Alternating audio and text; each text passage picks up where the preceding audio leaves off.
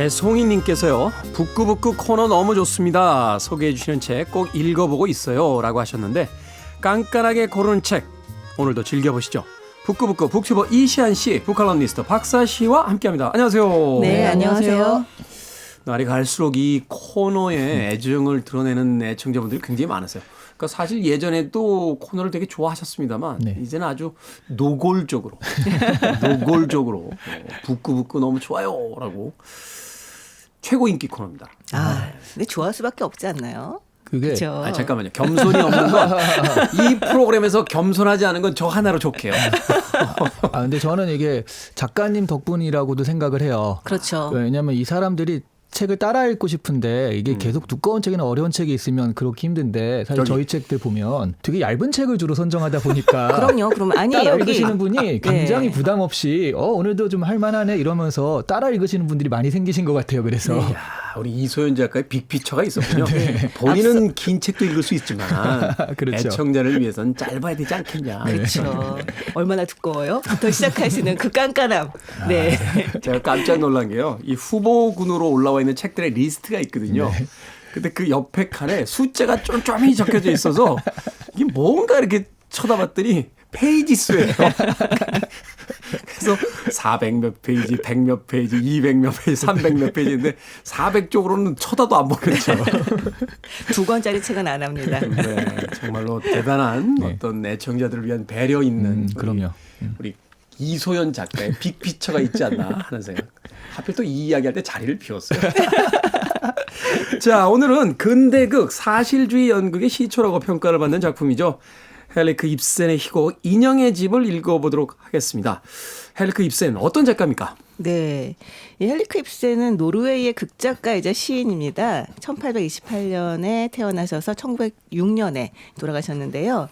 말씀하셨듯이 근대 시민극 및 현대의 현실주의를 세우는데 공헌을 해서 현대극의 아버지라는 이야기를 듣고 있습니다. 네. 어머니가 누군지 굉장히 궁금하네요. 네. 이 부유한 상인이던 아버지가 입센이 8살 때 도산을 했어요. 그래서 이제 어린 시절을 좀 굉장히 불우하게 보냈습니다.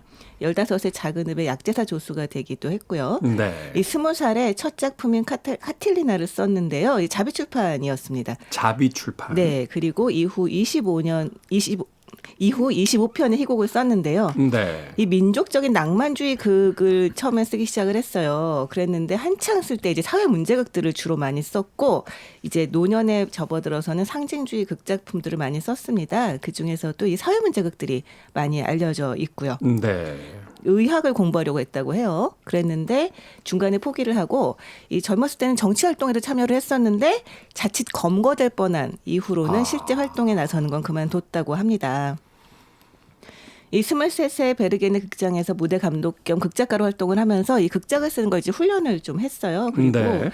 한때는 경제적 어려움을 겪으면서 알코올 중독으로 자살을 시도하기도 했었고요. 후반부에 굉장히 힘든 삶이 있었군요. 네. 그리고 36살에 자발적으로 망명을 해서 27년간 이탈리아와 독일에 생활을 합니다. 그러면서 좀 더 폭넓은 시각으로 많은 희곡을 써낼 수 있었다고 합니다. 이 대표작으로는 오늘 저희가 살펴볼 인형의 집 이외에도 뭐 페르긴트, 뭐 유령, 민중의 적 등이 있고요. 희곡에도 많은 시를 썼고 또 그림도 그렸다고 합니다. 네. 아마 이 시간을 통해서 깜짝 놀라신 분 계실 거예요. 인형의 집이 희곡이었어? 그러면 안 읽으신 거예요. 본인이 읽었다고 생각하시는 분들이 분명히 많으실 텐데. 그렇죠. 인형의 집이 희곡이야? 하면 안 읽으신 거예요. 자, 줄거리 소개해 주시죠, 이시안 씨께서. 네, 이 책은요, 행복한 가정을 꾸리는 새 아이의 엄마인 노라와 그의 남편 헬메르가 크리스마스를 준비하는 모습을 보여주면서 시작을 하는데요. 노라는 얼핏 보면 살짝 낭비벽이 있는 것 같지만 사실은 대부분 남편과 자식을 위해서 비싼 물건을 사지 자신은 뭘 사야 할지도 잘 모르는, 스스로를 위해선 쓰는 게 거의 없거든요. 헬메르는 이런 노라를 종달새라고 부르며 예뻐하는데요. 헬메르가 이제 내년부터는 은행의 총재로 부임할 예정이라 이번 크리스마스가 아주 즐겁습니다. 네. 처음 시작은 굉장히 단란하고 행복한 가정이구나라는 느낌을 줘요. 근데 이 노라에게 비밀이 하나 있는데요. 보통 이런 비밀은 사실 불륜 이렇게 가야 되는데 그 정도까지 큰 게 아니라 몇 해 전에 그 남편 헬메르가 거의 죽을 병에 걸려서 남쪽으로 요양을 가야 할 필요가 있었는데 돈이 없었거든요. 네. 그래서 그거를 그 아버지의 서명, 노라 아버지의 서명을 위조해서 노라가 다른 사람한테 그 돈을 빌립니다. 네. 예. 근데 그 사람이 이제 그렇게 평판이 좋지 않은 크로그스타드라는 사람이었거든요. 네. 근데 지금은 그 돈을 자기가 아끼고 아껴서 갚고 있는 중이에요. 노라는 그런데 얼마 전에 만난 어린 시절 친구 크리스티네한테 일자리를 좀 부탁받아요. 남편 뭐 은행 총재 된다면서 내 일자리 좀 하나 부탁해라는 식으로. 그때도 그런 청탁이 만연했군요. 그때가 더 만연하지 않았나. 지금보다 더 했겠죠. 그렇죠. 네. 그렇죠. 네. 근데 헬메르가 그러면 들어줘야지 하면서 크로그스타드, 이름 좀 어렵죠. 크로그스타드를 해고하고 그 자리에 크리스틴을 앉혀요. 그러니까 또 운명의 또 이 장난이 시작이 되는군요. 네. 그러니까 크로그스타드가 예전에 그 자신의 아내를 살리기 위해서 서명을 위조한 일이 있었는데 그것에 대해서 엄청 혐오감을 가지고 있었기 때문에 네. 잘 됐다. 이 기회에 이제 쟤를 자르자 이런 식으로 된 겁니다. 그래서 크로그스타드가 이게 뭐야 내 자리를 유지해야지라고 하면서 노라한테 협박을 하는 거예요. 저번에 너 서명 그 위조한 거 내가 이제 남편한테 폭로하겠다 이런 식으로. 그러니까 네. 그게 뭐 남편이 아파서 그런 건데. 그러니까요. 네. 그렇죠. 네, 노라도 네. 그렇게 생각을 하죠. 네. 예. 그 노라가 여러 가지 노력을 했음에도 물론 불구하고 이제 우리가 범죄를 정당화하는 건 아닙니다만 그렇죠, 그렇죠. 이 드라마 극 속에서 네, 네네. 적어도 남편만은 이해해 줄 거다라는 그런 상황이잖아요. 얼핏 보면. 그렇죠. 세상이 등을 돌려도 남편은 이해할 만한 이야기가 아닌가요? 네, 바로 그놈 때문에 그런 짓을 저지른 건데. 놈으로 놈 나옵니까? 나왔습니다. 놈 나옵니까? 나왔어요. 예. 결과가 예측되는데요. 네. 크로그스타드가 남편의 손에 그 크로그스타드의 편지가 폭로하는 편지가 남편 손에 들어갔어요. 그 남편은 그 편지를 보고 노라를 굉장히 비난하면서 대외적으로 쇼윈도 부부의 관계만 유지하지 사실은 우리는 파경이다. 너 같은 여자는 나의 자식을 교육할 가치가 없다 하면서 아이들 근처에도 가지 말라고 명령을 합니다. 그러니까 근데 크로그스타드가 크리스티네랑 약간 또 사랑에 빠지는 그런 이상한 네. 예전에 사랑하는 관계였었던 거죠. 네, 그렇죠. 다시 만나는 네. 근데 거죠. 이제 예. 크리스티나가 되게 좋은 얘기를 하면서 좀 변화가 돼요. 그래서 협박을 멈추고 없었던 일로 하겠다고 하는데 헬무르도 그 노라의 남편이죠. 헬무르도 다시 우리 예전처럼 돌아가자라고 노라에게 말했는데 노라가 이미 남편이란 인간이 어떤 사람인지를 알아버렸거든요. 그래서 결국 그 인형의 집 그러니까 나는 여기에 이 남편의 인형에 불과했다라고 생각하고 그 인형의 집을 나오기로 결심을 합니다. 유명한 대사 있잖아요. 네. 나의 아버지가 나를 인형처럼 가지고 놀았듯이 당신도 나를 하면서 탁 나가잖아요. 그쵸, 그쵸. 그 대사 옛날에 다 외웠는데 이제 기억이 안 나요. 학교 다닐 때는 줄줄 외우고 다녔는데. 한 30년 전인가요? 조금 더 된 것 같아요. 읽었던 게 30년이 조금 더 된 것 같아요. 그런데도 지금 줄거리 이야기를 해주시니까 네. 몇몇 장면들이 이렇게 머릿속에 떠오르는데 이 책이 이 희곡이 굉장히 중요한 이제 역할을 하게 되죠. 왜냐하면 이제 어떤 이야기가 세상에 나왔을 때 그 나오게 되는 시기라든지 공간 이런 것들이 굉장히 중요하잖아요. 그렇죠. 그런 의미에서 소위 이제 헬리크 입센을 이제 근대극 사실주의 연극의 시초다라고 이야기한다라면 바로 이 이야기가 담고 있는 어떤 파격성 때문일 텐데. 네. 네, 그렇죠. 사실 어떻게 보면은 지금 상황에서 봐도 이 노라의 선택은 굉장히 좀 파격적인 모습이 있습니다. 그런데 그 당시에 봤으면 정말 놀라운 선택이었을 거예요. 19세기. 그럼요. 19세기에 굉장히 가부장제가 강했을 때, 그러니까 아마 노라의 모습이 지금 사실은 지금 보면 굉장히 이렇게 뭐 손발이 오그라든다 그러죠. 막 너무너무 이 남편은 막 애칭으로 부르면서 아이처럼 취급을 하고 노라는 굉장히 거기에 이제 장단을 맞춰줍니다. 정말 뭐 모든 것들을 다 남편의 선택에 막 의지하는 것처럼 보이고. 근데 지금 보면 약간 손발이 오그라들지만 그런 모습이 지금도 없진 않거든요. 그렇죠. 네. 완전히 다 사라지진 않았을 것이고 또한 뭐 케이스 바이 요새 케바케라고 하죠. 케이스 바이 케이스로 그렇죠. 이런저런 모습들을 가지며 살아가니까요. 네, 네. 그런데 그 당시에 노라의 선택은 지금 봐도 굉장히 파격적인 부분이 있습니다. 이게 얼마나 파격적이냐면요. 여성한테 최초로 투표권이 주어진 게 1893년이에요. 서양에서. 뉴질랜드에서 처음 뭐 유럽이나 이런 데는 뉴질랜드 처음인데 그런데 이 희곡은 그거보다 4, 5년 전에 나온 희곡이에요. 네. 그러니까 여성들이 이렇게 사회에 참여하고 투표권을 그러니까 투표권만 가졌지 실제로 사회에 참여한 건 그 뒤잖아요. 그러니까 이게 그것보다도 훨씬 이전에 쓰여진 책이라는 게, 그러니까 희곡이라는 게 굉장히 파격적일 수밖에 없었던 그런 이야기였죠. 그렇죠. 그래서 그 당시에 굉장히 충격을 줬고 얼마나 충격적이었냐면 노라이즘이라는 그 말 그대로 그 이념이 만들어집니다. 이 노라의 어떤 이름을 따서 지은 건데 저는 네. 사실 처음 들었을 때는 놀자는 건가 이런 노라이즘. 젊어서 놀아야 된다라는 그런 철학적인 마인드, 노라이즘. 이게 소위 이제 페미니즘의 어떤 그 영향을 주잖아요. 이 네, 노라이즘이라는 그렇죠. 게. 네, 네. 저는 사실 이 책을 읽고 나서 가졌던 기억이 뭐냐면 이게 지금 현대에도 파격적인 결말이에요. 네, 맞아요. 말하자면 이제 남편하고 대판 싸운 뒤에 자녀도 있는데 나가버리는 거잖아요, 집을. 나는 네. 한 명의 독립된 여성으로서 살겠어 하고서는 집에서 나가버리는 이야기인데 지금 사실 영화화되거나 연극으로 만들어져도 파격적이거든요. 네. 여기에 그런 대사가 나오거든요. 이제 나갈 때 남편이 잡을 때요. 아내와 어머니로서의 신성한 의무를 저버리고 이렇게 나가도 되냐? 그랬더니 노라가 나는 그거보다 더 중요한 의무가 있다. 나 자신에 대한 의무가 있기 때문에 나가는 것이다. 이렇게 얘기하고 나가거든요. 지금 2022년도 대학로에서 연극으로 만들어져도 현실적인 대사들이잖아요. 네. 그럼요. 근데 거기다 더 놀라운 것이 저 같으면은 사실 그 집을 나갈 때 그래도 아니 어쨌든 뭐 둘이 같이 많은 재산 아닙니까? 네, 그러면 조금 챙겨 나갈 것 같은데. 조금이 아니죠. 50%는 가져가야죠. 그렇죠. 그래야 되죠. 근데 딱 이렇게 얘기를 합니다. 저는 낯선 사람에게서 아무것도 받을 수가 없어요. 라고 얘기합니다. 그러니까 정말 딱 그 순간에 남편을 당신은 낯선 사람이다. 나하고 아무 관계가 없는 사람이다. 라고 딱 선을 그어버리는데요. 굉장히 단호하고 아주 분명한 태도를 취하죠. 자기 존재에 대한 어떤 확신 이런 것들이 이제 후반부에 말하자면 이제 영화로 얘기하면 하이라이트처럼 연극 무대에서만 이렇게 폭발하게 되는데 이런 작품을 130년 전에 썼다라는 게 정말 대단하다 하는 생각을 해보게 됩니다. 빌보드 키드의 아침 선택, KBS 2라디오, 김태훈의 프리웨이, 북구북구 박사씨, 이시안씨와 함께 오늘 헬리크 입센의 희곡, 인형의 집을 읽어보고 있습니다. 자, 이 노라가 집을 떠납니다. 이 집을 떠난다는 결말이야 뭐 전 세계에서 가장 유명한 스포일러이기 때문에 뭐 이야기 해드린다고 해도 그렇게 크게 문제는 없을 것 같은데 중요한 것은 이 노라가 떠난다는 행위를 하게 되는 그 결정적인 계기들이잖아요. 네. 결국은 이제 자신이 믿었던, 자신이 상상하고 꿈꿨던 결혼의 어떤 허물, 뭐 실체가 이제 드러나면서 거기에 대한 어떤 반대적인 행동을 통해서 이제 자신의 존재를 증명하려고 하는데 그 이야기를 좀 해주시죠. 이 노라가 가장 그 집을 떠나게 된 이유들, 결정적인 이유들은 과연 무엇이었을까요? 이게 근본적인 이유로 올라가야 되는데요. 가령 두 분 같으면 그 선택, 내가 이제 죽어서 환생할 기회가 있다라고 했을 때 두 가지 선택이 있어요. 하나는 만수르네 집의 반려견으로 태어나는 거예요. 만수르네 집. 반려견. 평생 호의호식하면서 맨날 한우 뜯어먹고 뭐 이런 식으로. 한우에 또 살짝 흔들린다. 한우에 살짝 구체적으로 흔들린다. 들어가면 조금 흔들립니다. 예.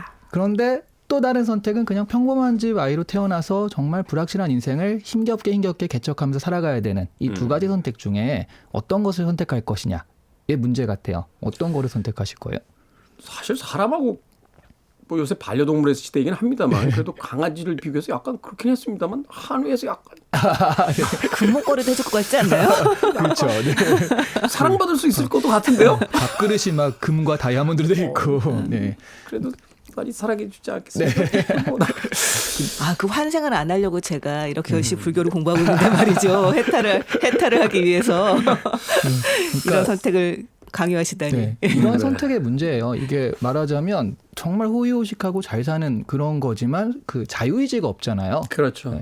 해주는 대로 하고. 그러니까 여기서 말한 인형이 바로 그런 뜻이거든요. 자유의지가 없고 주인이 이렇게 움직이는 대로 움직여야만 하는. 네. 그럼에도 불구하고 힘들고 어렵고 또 되게 불확실하지만 그래도 내가 자유의지대로 사는 삶, 그런 삶을 찾아가겠다라는 게 노라의 선택이고 그런 것들이 지금도 그래 나도 그래 걔보다는 사람이 낫지라고 공감하시는 분들이 많기 때문에 아직도 이렇게 계속 읽혀지는 책인 것 같아요. 이 이야기를 되게 현대적으로 만들었던 영화가 있어요. 그 매트릭스잖아요. 빨간 네네네. 양 먹을래, 파란 양 먹을래 라고 그러네요. 하잖아요. 근데 그 영화 속에서의 캐릭터 한 명이 그 컴퓨터 프로그램과 그 말하자면 그 배신을 하면서 네.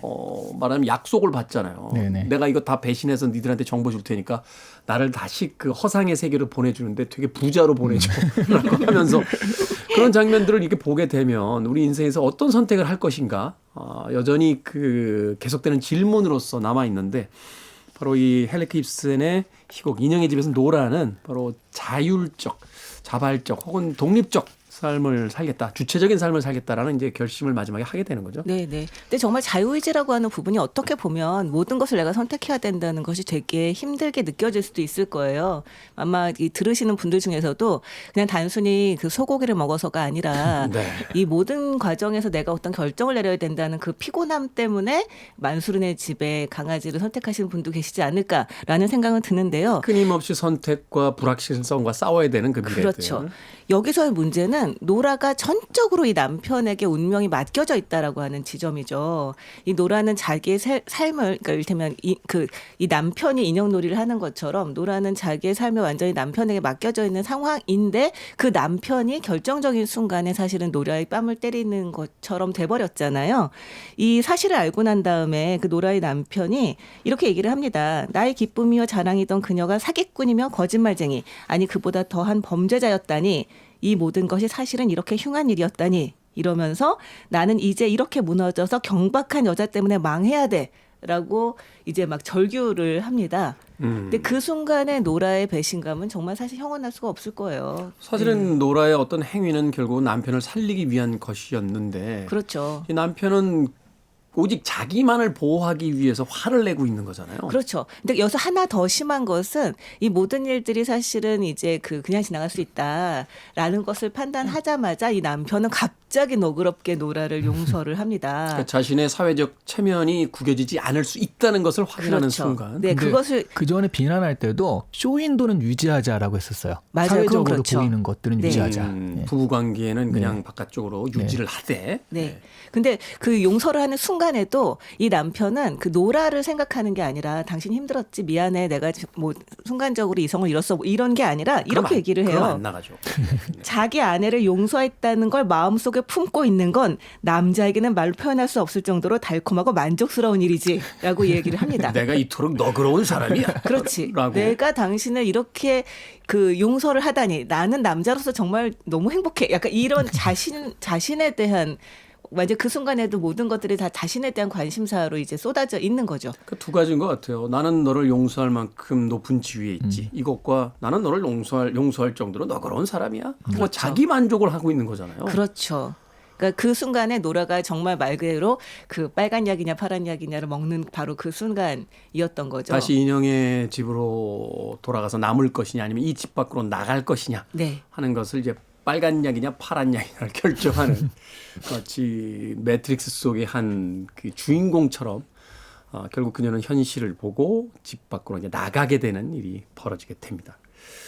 근데 이 작품은 단순한 어떤 여성에 대한 이야기만을 담고 있는 것 같지는 않아요. 말하자면 이제 남성으로 대변되는 것은 하나의 어떤 젠더적인 성별만을 이야기하는 게 아니라 구시대의 관습, 사회적인 어떤 체제, 뭐 전통이라는 이름의 어떤 폭력 이런 것들을 다 상징하는 거잖아요. 그렇죠. 이게 젠더로서의 어떤 하나의 성만을 이야기하는 게 아니라 구시대적 모든 질서에 대한 것을 이제 남성으로 이제 상징화하고 있는 거니까. 네. 그런 면에서 사실 그 교육이라고 하는 것도 좀 생각해 볼 필요가 있을 것 같아요. 교육. 네. 그러니까 왜 우리가 인간의 역사라고 하는 것은 계속 교육을 받고 그다음에 지성인이 되고 이제 발전하고 이렇게 발전해 왔다라고 생각을 했는데요. 사실 권력을 가진 존재들은 교육을 하는 입장이기도 합니다. 그래서 그렇죠. 네. 이 시스템을 계속 유지시키기 위한 어떤 교육을 하죠. 그렇죠. 그러면서 이제 자기보다 무력한 존재는 내가 교육을 해야 돼. 약간 이런 생각을 가지고 있고요. 그래서 이 남편이 사실 노라가 이제 나가겠다 이런 얘기를 하니까 당신을 내가 교육시키겠다라고 이야기를 하거든요. 당신을 교육시키겠다 이렇게 얘기를 하고 정말 그 노라를 굉장히 무력하고 아주 힘없는 존재라고 딱 상정을 하고 얘기를 합니다. 그러니까 주체적인 어떤 자율의지가 전혀 없는 존재로서 내가 프로그램을 넣으면 그냥 작동하는 로봇처럼 이제 보는 거죠. 그렇죠. 그러면서 이렇게 얘기를 해요. 나에게 기대면 내가 당신에게 충고를 해주고 인도하겠어. 여자인 당신의 무력함이 당신을 2배로 매력적으로 만들지 않는다면 나는 남편이 되어서는 안 될 거야 라고 이야기를 합니다. 마치 자기가 무엇인가를 베푸는 사람이다. 그렇죠. 그러니까 노라가 그렇게 얘기를 하죠. 나는 내가 나를 교육시키겠다 라고 이야기를 합니다. 대단한 것 같아요. 네. 그러니까 처음에 말씀하신 뭐 권력과의 그런 상관관계, 그러니까 단순히 남성과 여성뿐만 아니라 그런 게 다 같이 맞물려 있잖아요.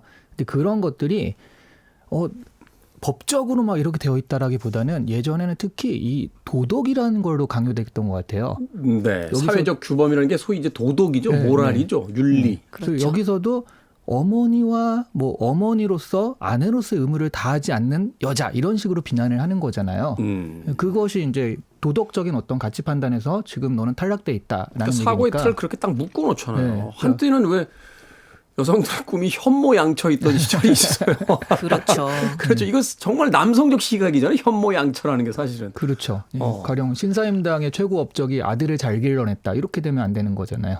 거기서 이제 신사임당 본인에 대한 이야기는 희석되거나 뒤로 가려져 버리고. 네, 그 스스로도 시와나 이런 거에 능했는데 어쨌든 그래서 그런 것들을 그때 당시에는 종교가 이제 주로 추동을 했으니까 사실은 그게 종교가 과거 질서, 구질서랑도 연관이 되거든요. 네. 그런 의무라는 것들을 가르쳤는데 여기서 노라가 나는 그런 의무에 종속되지 않겠어. 나는 나 자신에 충실하겠어라고 하는 것이 말씀하신 대로 구시대의 전열, 절연 그리고 뭐 종교적인 어떤 가르침과의 또 절연 이런 것들이기 때문에 사실은 여성 해방뿐만 아니라 그러니까 옛날 시대 그 우리가 사로잡혔던 그런 도덕이라든가 이런 것들에 대해서 해방되는 굉장히 큰 선언이었던 것 같아요. 그러니까 과거에는 이 책을 되게 좁게 읽었던 것 같아요. 네. 여성과 남성의 어떤 그 대결 구도로서 책을 읽어냈다라면 최근에 이 인형의 집에 대한 생각을 다시 떠올려 보면 이것은 어쩌면 거대한 사회적 시스템과 폭력적인 전통에 대한 개인의 어떤 투쟁일 수도 있겠구나. 그러니까 여기서 노라는 단지 여성이라는 걸 뜻하는 게 아니라 한 개인을 상징하는 네. 그런 인물로서 해석해낼 수 있겠구나. 이러면서 오히려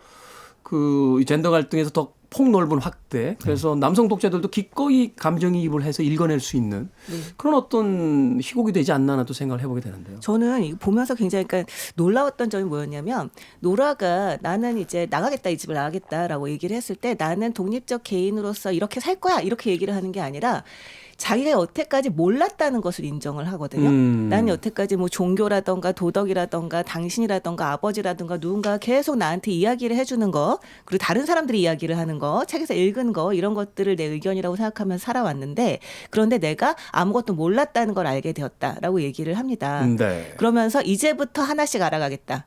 이게 맞는지 안 맞는지 내가 맞는지 세상이 맞는지 뭐 도덕이니 종교니 이 모든 가치들이 맞는 말을 하고 있는 건지 지금부터 알아가겠다고 이야기를 하거든요. 네. 근데 사실 정말 모든 변화의 시작은 내가 모른다는 것을 인정하는 데서 시작을 하는 것 같아요. 그러니까 첫 출발점부터 다시 시작하겠다고 이야기하는 거잖아요. 그렇죠. 그렇죠. 그래서 저는 그 부분이 사실 놀라웠습니다. 그러니까 갑자기 여기서 이를테면 노라가 막 이를테면 정말 독립적 여성으로서 나의 삶에 대해서 모든 걸 아는 것처럼 얘기했다면 그랬다면 오히려 굉장히 비현실적이었을 텐데요.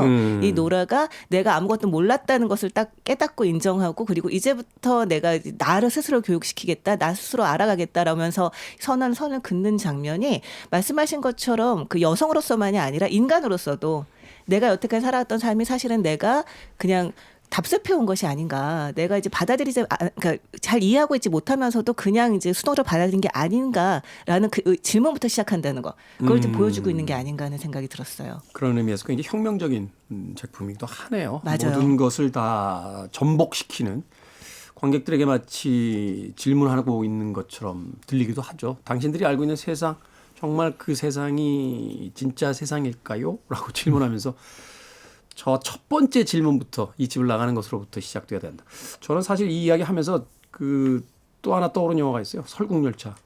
네, 거기서 남궁민 수로 나오는 우리 송강호 씨가 나는 앞칸에는 관심이 없어. 옆문을 부시고 나가버릴 거야. 이 바깥으로라고 이야기하는 장면이 어쩌면 헬리크 입슨의 인형의 집에 그 노라의 어떤 마지막 결말 부분에서의 또 데자뷰가 있어서 굉장히 흥미롭습니다. Free your mind.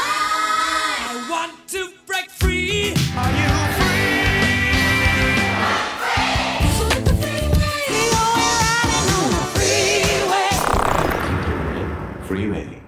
빌보드 키드의 아침 선택 KBS 2라디오 김태훈의 프리웨이 북구북구 박사씨 이시안 씨와 함께 오늘 헬리크 입센의 인형의 집 읽어보고 있습니다. 자, 결국 노라가 집을 떠난 근본적인 이유 평생 자신이 살아온 세계가 어느 날 갑자기 알 수 없는 무엇이 되어버리자 진짜 세상을 만나겠다라고 이제 집 밖으로 나가게 되는데 이 나가는 장면에서 남편이 잡습니다. 근데 노라가 놔라 놓아라라고 하다가 와, 지금 정말 개그 치신 거죠? 네. 아, 아저씨의 느낌이. 아니 웃어줘야 돼요. 약간 부장님 스타일. 저는 재밌었다고 생각합니다. 아, 네. 놓아라라고 하고서 나가면서 혹시라도 기적이 생기면 모를 일이다라고 하는 아주 애매모호한 이야기를 남깁니다. 다시 돌아오거나 혹은 이 집에 계속 머물게 될지도 모른다 하는 의미를 담아서 이 이야기는 어떤 의미로 해석될 수 있을까요? 그 노라의 이야기는 다시 말하면 그러니까 우리가 함께 사는 생활이 진정한 결혼이 되는 것. 약간 이것이 사실 노라가 말하는 기적이죠. 근데 약간 재밌는 건 그거였어요. 노라는 이 이야기를 할 때 이것이 기적이라고 표현을 한 만큼 실현 가능성이 거의 없다라는 의미로 얘기를 합니다. 사실은 그렇죠. 기적이 일어난다면 이건 야 그럴 일 없어. 그쵸, 라고 그런 하는 의미죠. 뉘앙스인 거죠. 그렇죠. 근데 남편은 거기서 희망을 봐요. 아, 가능성이 있는 거야? 약간 이렇게 얘기를 하는 거죠. 그래? 그럼 기도를 열심히 하면 되나? 뭐 이런 생각 하나요? 전 여기서도 이 둘의 성격이 좀 드러난다는 생각이 들어요. 정말 이 그 남편이 얼마나 자기중심적인 인간인가라고 헬무르. 하는 것이 여기서도 보인다는 거죠. 자, 네. 그럼 남편의 입장을 대신해서 네. 우리 아니 이시안 씨 어떻게 해석해 볼 수 있을까요? 헬무르는 죄가 없습니다. 아 그래요? 헬무르의 사회가 문제인 거죠. 그러니까 여기서 헬무르는 그냥으로 보자면 남편에 불과하지만 이 남편이 상징하는 건 그 사회의 전반적인 인식이잖아요. 지난 수천 년간 남자들이 빠져나갈 때 쓰던 방법 아닙니까? 네. 근데 정말 헬무르가 그러니까 그 당시 사회를 대변하는 사람이었다면 노라의 기적이라는 건 헬무르 자체 변화라기보다는 네. 노라가 이 땅의 여성들을 대변한다면 이 사회의 변화를 얘기하는 거예요. 근데 실제로 뭐 참정권이 이로부터 한 5년 정도 있다가 됐지만 그 전부터는 부글부글 뭐가 있었으니까 된 거잖아요. 뉴질랜드에서 참정권이 뭐 그 이후에 5년 있다 됐다고 하지만 유럽에서는 참정권 얻기 위해서 거의 네. 뭐 엄청난 투쟁이 벌어졌어요. 그렇죠.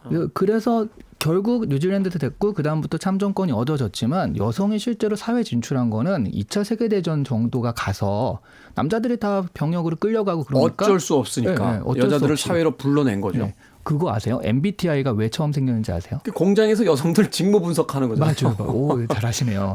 그러니까 2차 세계대전 때, 그러니까 그 애청자들 위해서 하면 2차 세계대전 때 여성들이 이제 갑자기 사회적으로 나가야 되니까 이 여성들을 어디에 어떻게 분석? 그러니까 배치를 해야 될지 모르겠으니까 분류, 네. 행정으로 넣을지 생산직으로 넣을지 네. 이런 것들. 그래서 MBTI 검사를 해가지고 여성들을 배치하려고 만든 게 그때 1944년에 만들어진 MBTI거든요. 사실은 근데 그 칼융의 이론을 썼다는 건데 그 칼융이 현대 정신 그 건강의학과에서는 잘 사용되지 않는 이론이거든요. 게다가 그 MBTI 만든 사람은요 소설가 모녀예요. 뭐냐 엄마하고 딸이 만든 심리학자도 아니고. 네. 그러니까 근데 어쨌든 이런 계기가 있었기 때문에 여성이 사회를 참여하게 된 거지 뭐 참정권이나 이런 것 때문에 참여한 건 아니거든요. 당시에 왜 메이저리그에서도 남자 선수들 없어가지고 여성들 리그 만들고 그 공장에도 여성들이 나오고 네. 사실은 우리 주변에서 우리나라에서의 맞벌이 부부라고 하는 거 사실 그 용어 자체가 있는 게 이상한 거죠. 그렇죠. 그냥 남자랑 다 일을 하는 건데 그러네요. 맞벌이라는 개념을 만들었다는 건 이상한 거야, 특별한 거야, 뭐 이렇게 분류를 해놓은 거니까 그 이야기가 일반화된 게 80년대나 들어와야 그렇죠. 사실은 여성들의 사회적 진출이 이제 어느 정도 사회에서 일반적인 어떤 현상으로서 조금씩 인식되기 시작했지 70년대까지는 그런 경우가 거의 없었잖아요. 네. 그래서 노라가 말한 기적이라는 건 실현될 가능성이 당시엔 없었고 이것도 2차 세계대전이라는 정말 말도 안 되는 이런 사건이 있었기 혼란을 때문에 겪고 예, 나서야. 그래서 간신히 조금 실현되는 듯한 느낌이 된 거지 이때 당시로선 정말 기적에 가까웠다. 그러니까 일어나지 않는 일이었다라고 생각해야 될 것 같아요. 그렇죠. 실제로 이 책의 그 인형의 집 같은 경우는 그 전에 실제 사건이 있었다고 얘기를 해요. 그러니까 네. 입센이 아는 사람 중에 그러니까 21살 어린 그 라우라 킬레르라고 하는 여성 작가가 있었는데 이 작가가 실제로 남편을 위해 서명을 위조하고 돈을 빌렸다가 이혼을 당한 일이 있었다고 합니다. 네. 이 사람도 폐렴에 걸린 남편을 남쪽 지방으로 휴양 보내기 위해서 돈을 빌렸는데요. 이 일이 밝혀지자마자 남편이 이혼을 요구하고 아이들 다 빼앗은 거예요. 네. 그리고 이 여성 작가가 엄청난 이제 정치적 충격을 받게 되는 과정이 있었는데 사실 그 당시에는 이게 오히려 더 흔한 일이었다는 거죠. 이런 일이 오히려 더 흔한 일이고 노라의 경우가 그렇기 때문에 그 당시에 굉장히 파격적으로 받아들여질 수밖에 없었던 면이 있었다는 거죠. 아니 하던 대로 했는데 갑자기 나가겠다고 하니까 이 남편 입장에서는 너무 어이가 없는 그런 상황이 돼버린 거죠, 사실은. 예. 그러네요. 자, 그렇다면 여기서 이제 결론 부분으로 들어가서 노라가 집을 나갑니다. 드디어. 놔라. 하고서 이제 나갔습니다. 코미디의 기본은 이제 반복이니까요. 계속 반복하면 한 번쯤 웃어주세요. 웃을 때까지 하실 것 같군요. 여보 꼭 나가야겠어. 놓아라. 제발 부장님 개그에 대한 집착을 놓아라. 아니 전염됐어요 지금. 반복이니까요. 그리고 나서 노라는 과연 어떤 삶을 살았을까? 이게 꽤 오래된 문학계의 그 상상력과 논쟁이었단 말이죠. 맞아요. 근데 많은 작가들이 사실상 노라는 실패했을 거다라는 쪽에 손을 들어줬어요. 그 이야기는 뭐냐면 한 명의 결단은 있었지만 이것이 과연 그 당시의 사회가 이 노라의 결단을 뒷받침해 줄 수 있었을 거냐. 여기에 대한 어떤 회의론적인 사고가 있기 때문이었을 텐데 두 분은 어떻게 생각하세요? 현실적으로는요. 일단 뭐 우리가 계속 사회 얘기를 했으니까 이 사회가 바뀌지 않았고 그 후로부터 오랫동안 바뀌지 않았으니까 노라는 거기서는 굉장히 이상한 사람 취급을 받았을 거고 제대로 자리 잡기는 어려웠을 것이다. 다만 한 가지. 아버지가 돈이 없어서가 아니라 아버지가 아프셔서 서명을 위조한 거거든요. 그걸 보면 노라가 금수저 출신이라는 걸 우리가 짐작할 수 있어요. 그래서 아버지는 외면하지 않았을 것이다. 아버지 돌아가셨는데. 아 근데 그 금수저니까 그 재산들은 있을 거 아니에요. 네. 그죠. 근데 사실 당시만 해도 이제 여자들에게 그 상속이 잘 많이 안 되던 시기긴 합니다만. 네. 그리고 사실 노라가 아주 그렇게 무력하기만 한 사람은 아니에요. 여기 보면 어쨌든 간에 그 당시에 여성의 사회적 지위라고 하는 것이 거의 없고 자기 재산이라고 하는 게 없는 상황에서 사실상 큰 돈을 융통을 한 거거든요. 그렇죠. 그렇죠. 그것도 심지어 남편과 아버지 모르게. 그 융통을 하고 그것을 자기 뭐 이를테면 생활비라던가 아니면 자기에게 주어진 용돈이라던가 이런 데서 야곱야곱 이제 빼내서 그 돈을 갚아가는 과정을 보면 경제적 노라가- 주체잖아요. 예? 경제적 주체잖아요. 결국. 그렇죠. 노라가 아주 그렇게 능력이 없는 사람은 아니다. 그러니까 그런 면에서는 아주 좀 희망을 가져볼 수 있지 않을까라는 마음을 한번 품어봅니다. 사실 사채업계의 데모로 자리 잡아서 아니 그럴 수 있는 가능성도 있죠. 네. 아니, 그렇죠. 마지막에 그 굉장한 어떤 실력가가 돼서 남편이 은행이 파산할 때쯤 돼서 돈 꾸러 왔는데 노라였더라. 사실 얼굴에 점을 하나 찍고. 그렇죠. 그래서 이제 그런 가능성도 없지 않죠. 네. 그런 어떤 상상을 통해서 이 인형의 집이라는 작품을 다시 한번 읽어봤습니다. 두 분의 한 줄 추천사 들어보도록 하겠습니다. 인형의 집을요. 그냥 단순히 여성과 남성보다는 저는 회사와 회사원의 관계로 생각하시면 조금 더 마음에 와닿는 지점이 많을 수 있을 것 같아요. 거대한 사회와 나라고 하는 네. 이런 어떤 개인의 시점에서 쳐다본다면 꼭 남성이냐 여성이냐 노라가 아내다 뭐 남편이다 이런 것들을 떠나서 충분히 읽어볼 만한 입체적인 작품이다. 뭐 어쨌든 이 책은 뭐 당대에 굉장히 충격을 줬던 작품이고요. 현재도 저는 근본적 문제식은 변하지 않았다고 생각을 합니다. 네. 그런 면에서 이제 제가 아까 말씀드렸듯이 약간 닭살이 돋고 손발이 오글오글해지는 순간들이 적진 않지만 그래도 꼭 읽어볼 만한 책이 아닐까 합니다. 사실 뭐 제인 오스틴의 오만과 편견 이런 거 지금 읽어봐도 오글오글 하거든요. 그런데 그럼에도 불구하고 분명히 유미한 지점들이 있기 때문에 아직도 고전으로서 우리 곁에 남아있는 게 아닌가 하는 생각해 봅니다. 자, 오늘은 헨리크 입센의 희곡 인형의 집 읽어봤습니다. 다음 주에는 어떤 책 읽어볼까요? 다음 주에는 얼마 전에 이제 노벨 문학상이 있었잖아요. 네. 우리 또 트민남, 트렌드에 민감한 남자 테디가 그걸 해야 된다라고 해서 노벨상 문학상 수상작을 읽어볼 예정입니다. 아니 에르노의 단순한 열정. 단순하지. 야, 네. 사실 제가 이 야하더라고요. 아니 에르노의 단순한 열정을 옛날부터 밀었습니다. 밀었는데 이제 야하다는 이유로 계속 거절당하다가 이번에 노벨 문학상을 받으시는 바람에 제가 간신히 이런 허락을 거는- 받았습니다. 이런 거는 예. 숨겨놓고 혼자 읽어야 돼요. 네, 이것도 일종의 이제 예고죠. 네. 아니 에르노의 단순한 열정 다음 주에 읽어보도록 하겠습니다. 노벨 문학상 수상작입니다. 자, 두 분과 인사드립니다. 고맙습니다. 네, 네, 고맙습니다. 감사합니다.